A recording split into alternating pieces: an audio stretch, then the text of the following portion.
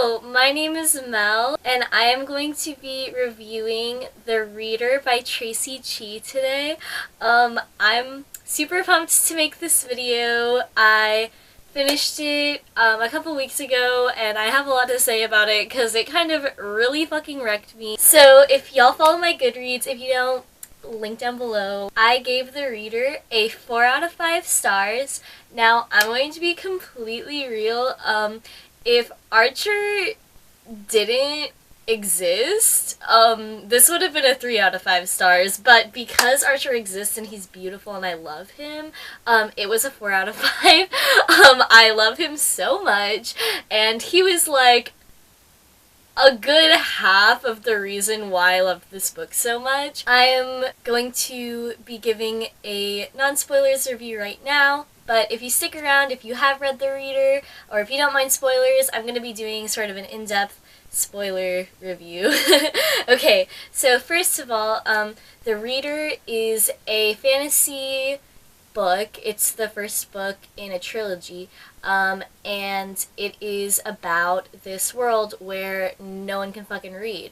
Jared, could you read number 23 for the class? No, I cannot. What up? I'm Jared, I'm 19, and I never fucking learned how to read. The world building is like, reading and writing is not a thing, people don't do it, but there are certain people who do read and write, and they kind of have magic because they can do that. And there's this book that basically has prophesized like everything that is ever going to happen, everything that has happened, it's all written in this book.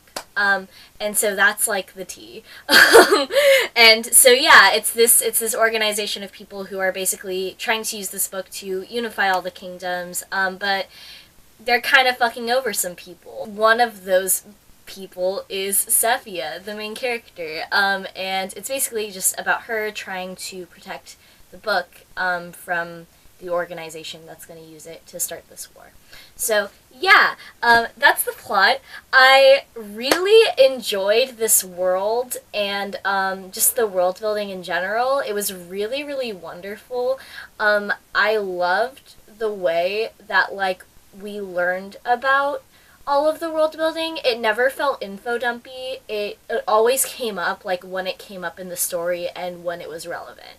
I really enjoy the way that this entire like civilization is illiterate, impacts their culture and like the little things that they do and everything, because like, you know, in this culture, like storytelling and stories and everything is like, that's how you're remembered, and like that is like a super big thing. And like you have characters, you know, who like will do anything to like get them remembered and to be a part of a story that is going to be told for generations, you know? So it's like it really impacts their world and their culture, and it's really interesting to read about. I felt really drawn into this series, especially thanks to Traci Chee's writing. She's so good at like writing descriptions of settings in a way that just builds on the tone of like what's going on, and it is really beautiful. I absolutely adore Traci Chee's writing.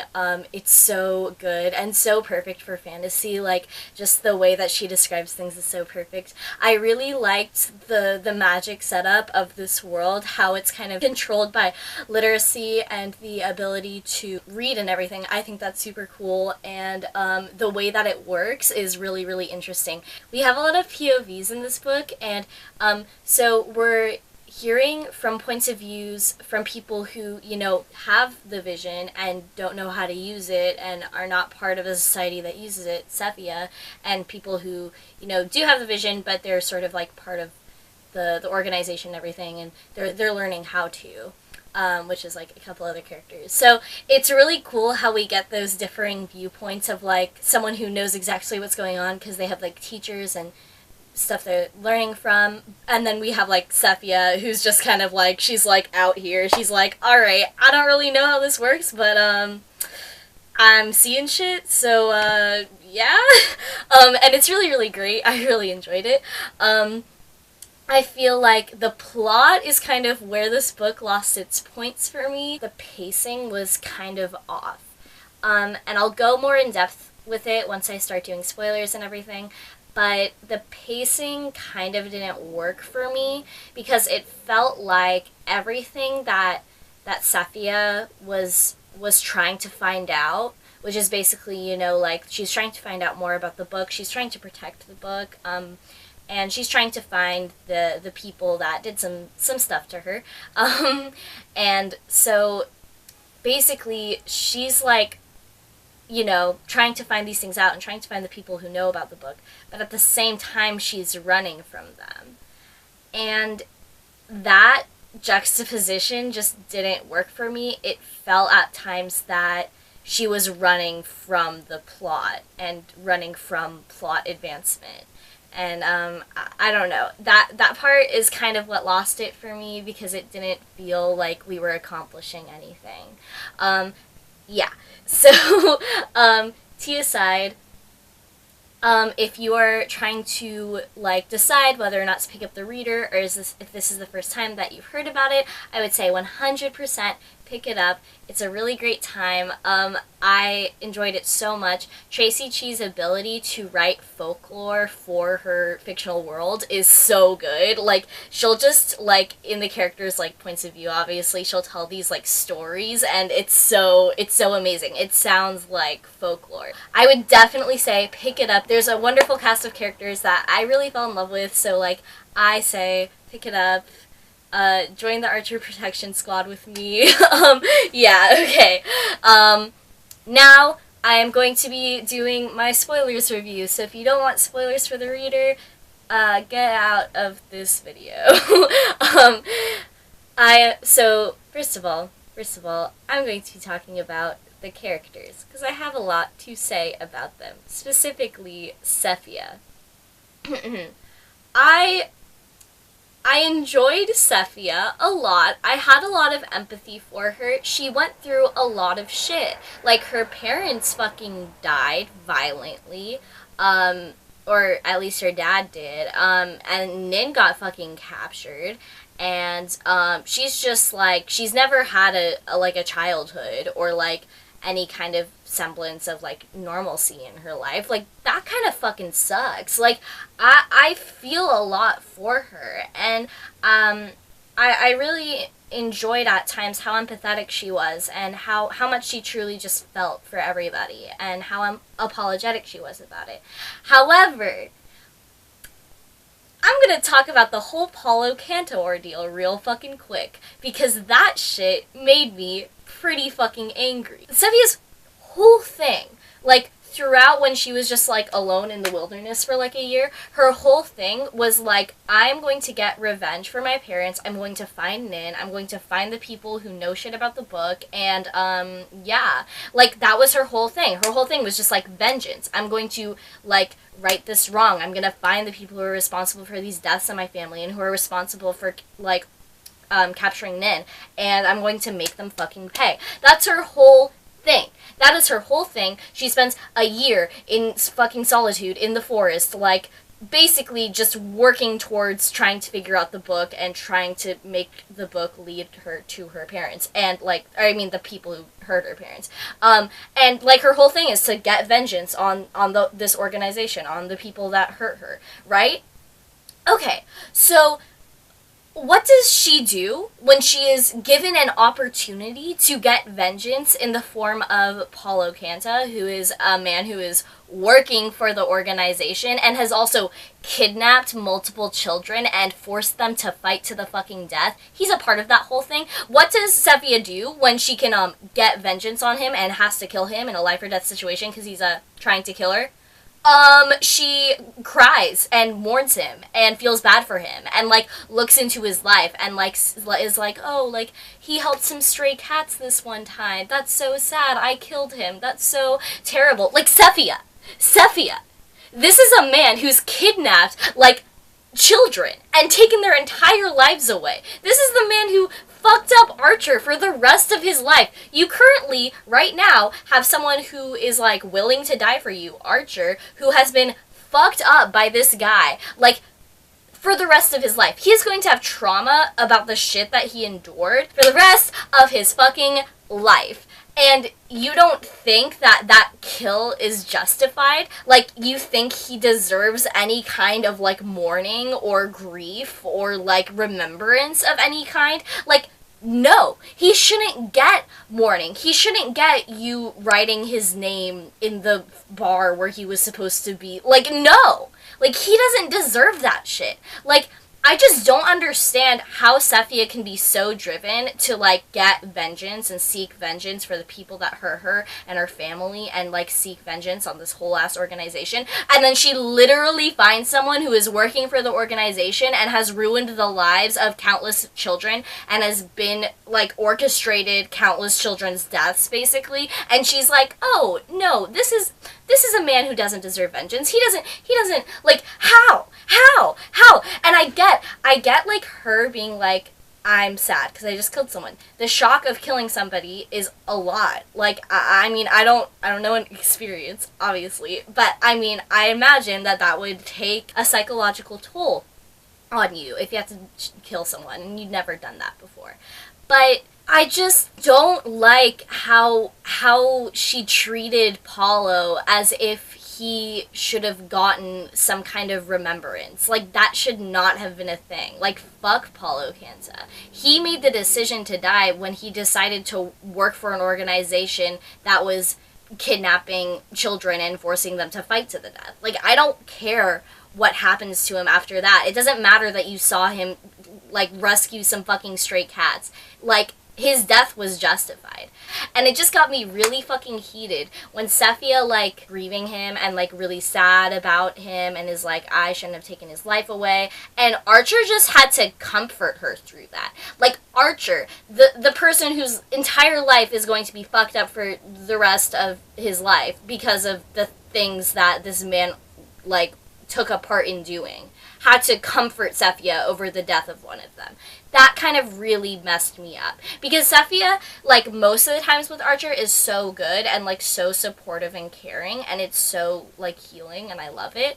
But the fact that she would just talk about Paulo like that right in front of Archer made me so, like, I just didn't like it, Chief. It didn't add up. I did not enjoy it.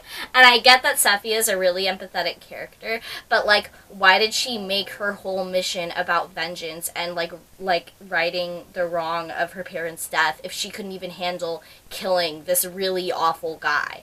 Okay, I'm going to talk about the secondary characters right now. I just wanted to get the Sephia tea out of the way. Captain Reed, great. I loved him so much. I loved the entire crew of the Current. They were all wonderful. Captain Reed's just, like, a very swell guy, and I just really care about him. Like, when he saved Sephie and Archer, that just, bruh, that hit me right here.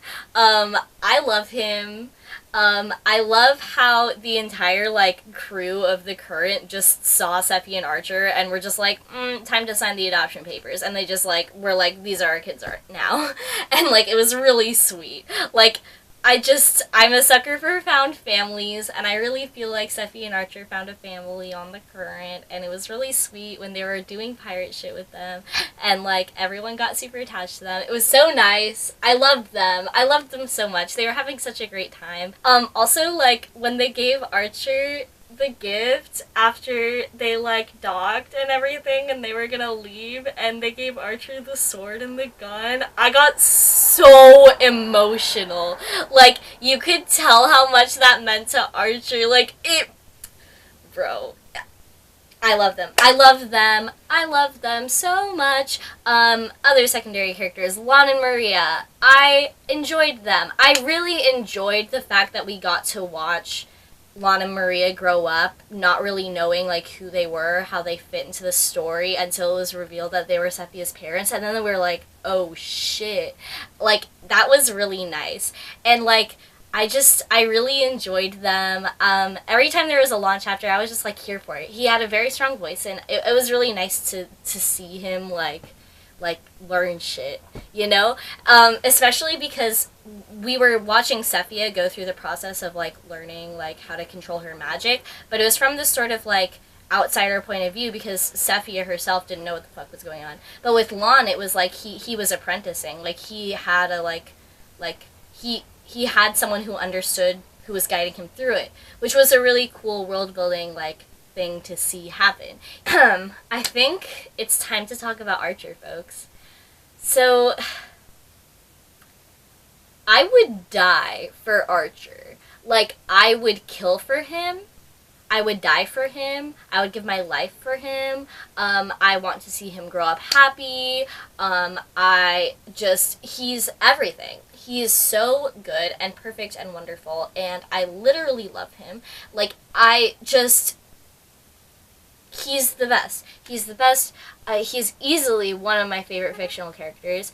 He's way up there, boys, and that's not an easy feat to do, because I have many fictional characters that I love with my entire heart, but Archer's, like, easily one of the, like, top fictional characters I just want to see be happy. I love him so much. Let's talk about his selective mutism really quick. So, Archer has selective mutism brought on by trauma, and, like, that was really fucking cool that Traci Chee had a character that had selective mutism, because I've never really seen that in fiction before. I've never seen a character who has suffered with selective mutism. So that was really fucking cool. One of my, like, favorite parts of the whole book was that, like, Safiya was so constantly supportive of Archer and his recovery, and it was so wonderful to watch that. I know I just talked a lot of shit about Safiya, and believe me, those points still stand. However, like, watching Archer, like, get comfortable around her, and, like, watching Safiya, like, make him feel safe, and, like, it was just so good. Like, every single time Safiya was like, you're never gonna have to kill for them again, my heart just died. Like, I was sobbing at certain points of this. Like, I was just full on in tears. It wasn't pretty. It just be like that sometimes. I love them a lot, and Archer and Safiya, it's so good, it's so good. And I love the fact that integrates to Archer's selective mutism. Like, Safiya never, like, pushed him to, like, vocalize when he wasn't comfortable with it. Like, she was never, like, questioning why he couldn't talk. She just was like, oh, like, okay, Archer can't talk, that's chill, we'll find a workaround, we'll find some other way to communicate with each other. And they developed, like, rudimentary sign language, and it was really wonderful. Like, she was just so supportive of him. She didn't ever try and push him out of his comfort zone. And that was really, really great. I want to read a little bit from the reader. This is the first kiss. I cried. I might cry right now. We'll find out. I love them so much. When I read this, I was in tears. Okay. Lifting her hand, she touched her brow once and held up two crossed fingers in the darkness. She didn't need words for this. Archer traced her hand with his own, trailing his fingertips along the soft blades of her fingers until they were laced with his. Yes, he said. He was with her. They were together in all the ways that mattered. Then he leaned in and pressed his lips to the corner of her forehead, just above her temple. Safiya tensed, remembering the sensation of his arms around her, his bare skin, his heart drumming frantically in his chest. Then she lifted her chin and pulled him down to her, and their mouths met for the first time. The kiss wasn't hard or passionate or even sweet the way she'd imagined it might be, but it was tender and strong, as if the pressure of his lips could communicate all the things he felt for her, all the things he still didn't have the words in him to say. It opened her up, her emotions welled inside of her, and she could feel them washing against her sides. The sadness and regret and anger and pain and confusion and relief and more she couldn't name. Tears splashed onto their twined fingers. Gently, Archer wiped her hands, her cheeks, and collected her tears. Yeah. So, I love them so much. That's how you write a het romance. That's literally how you write a het romance. That's how you do it, folks. Take notes. Traci, I love you. Like, literally, they just are so supportive of each other, and I just loved the part where they were kissing, and Safiya was like, this isn't, like, pretty, or super romantic, but it's safe, and it's strong, and it's caring, and that's what it should be. And that was, like, so, like, I don't know, that, like, yes, that is what love is. Like, it doesn't have to be like pretty or everything it's like chalked up to be, and like media and everything. It can just be, like, safe. It can just be someone who you feel safe with, and that's the entirety of what their relationship is built upon, and that makes me so happy. Like, I love Seppi and Archer together. It makes me so happy, and I'm so excited to read the speaker and get to learn more about them, and I just love them so much. They're my kids. I would die for them. Yep. Okay. So yeah, I think I've covered like everything I wanted to cover with this video. Yes. If you haven't picked up the reader, go do it. It's so good. I recommend the entire Sea of Ink and Gold trilogy. I'm currently on the speaker right now, and it's throwing me for a loop. I love it a lot. So yeah, go support Traci Chee. This is a really wonderful novel. Thanks for listening, you guys. Okay, see you whenever I make a new video.